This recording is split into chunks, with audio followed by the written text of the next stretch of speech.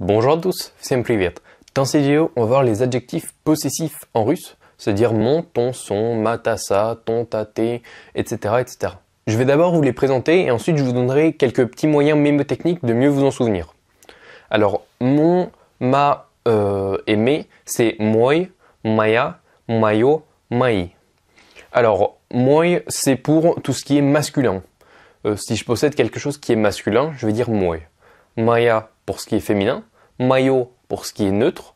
Alors, il faut savoir qu'en russe, il y a un troisième genre. En français, on a masculin, féminin, mais les Russes, eux, ils ont le neutre en plus. Donc, c'est pour ça qu'ils ont un troisième adjectif. Et mai pour le pluriel, si je possède plusieurs choses. Alors, petite précision, là, vous voyez que, par exemple, le deuxième, là, maya, il s'écrit M-O-I-A. Sauf que moi, je dis pas moya, mais maya. C'est une question d'accentuation, donc ça a un rapport avec la prononciation. C'est un rapport, en fait, l'accentuation du mot est sur le ya. On dit maya. Et du coup, un O non accentué se prononce comme un A. Pareil pour mayo, l'accentuation elle est sur la lettre yo. Donc du coup, ça va faire mayo et pas mayo. Du coup, le O non accentué se prononce A. Et pareil pour mai.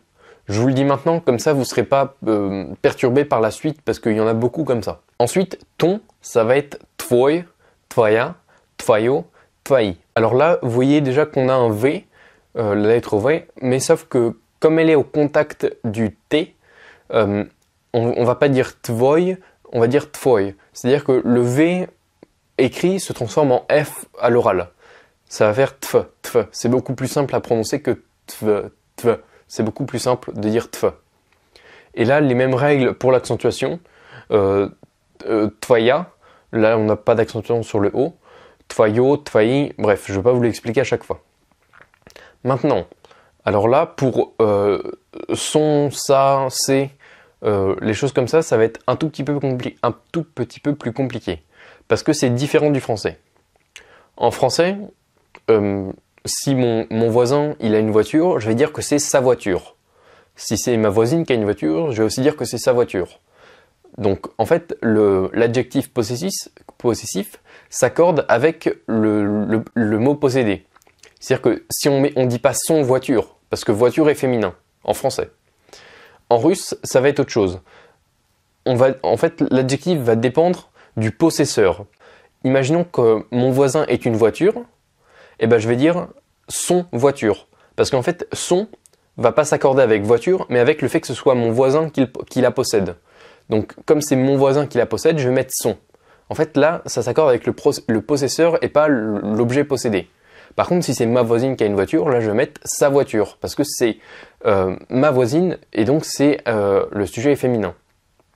Donc, si le possesseur est masculin, on va dire yevo.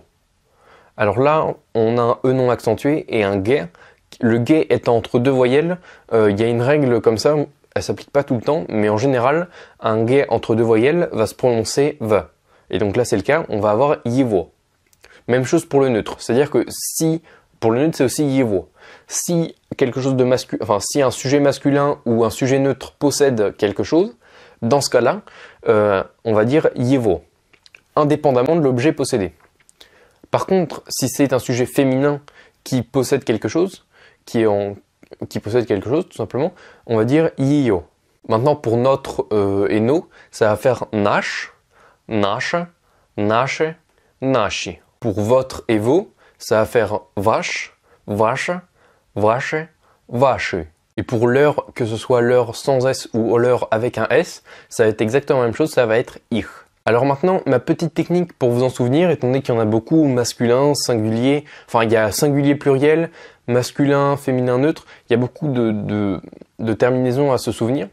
Du coup, la petite astuce, c'est, regardez, par exemple pour mon, ton, notre et votre.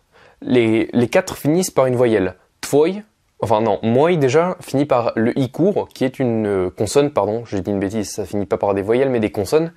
Moi, tvoi, nash, vache, se termine par des consonnes.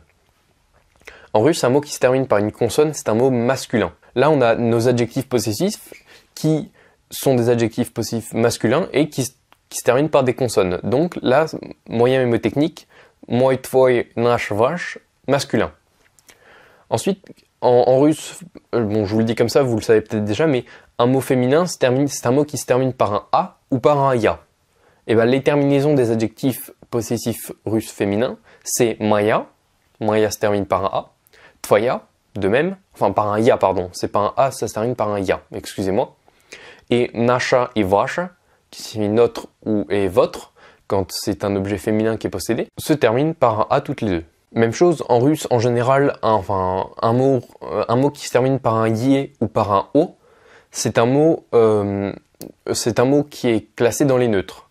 Et ben là, mayo, tvoyo, nache, vache, terminent tous par un yé ou par un yo, mais bon, on va considérer que c'est la même chose pour notre moyen mémotechnique, et ben c'est les terminaisons des neutres. Et le pluriel en russe se forme avec un i ou un u, et là, mettez, no et vo, ça va faire mai, tvoi, nache, vache. Donc voilà pour le petit moyen mémotechnique. Alors bon, je suis conscient que je vous ai donné beaucoup d'éléments en une seule vidéo. Donc ce que je vais faire, je vais vous mettre quelques petits exercices dans les commentaires de la vidéo. Vous aurez juste à faire un petit copier-coller et à compléter les exercices. Vous allez voir, ça va pas être compliqué. Vous avez simplement à suivre les règles que je vous ai données là. Et bon, je vous corrigerai si vous faites des fautes. Aussi, pour ceux que ça intéresse, je propose un programme payant. Pour ceux qui veulent aller beaucoup plus loin, ce programme s'appelle Démarrage efficace. Comme son nom l'indique, l'objectif c'est vraiment que vous commenciez votre apprentissage avec vraiment une bonne base, donc de grammaire, de vocabulaire, de prononciation, et des très bonnes habitudes pour continuer ensuite votre apprentissage de manière plus autonome. Je vous remercie ceux qui sont intéressés par Démarrage efficace, ça se passe dans la description de la vidéo, c'est le deuxième lien. Le premier, vous savez, c'est pour apprendre l'alphabet pour ceux qui ne le connaissaient pas. Et le deuxième, donc, c'est pour Démarrage efficace, ceux qui seraient potentiellement intéressés. Et donc, en attendant, je vous remercie pour votre visionnage. Paka!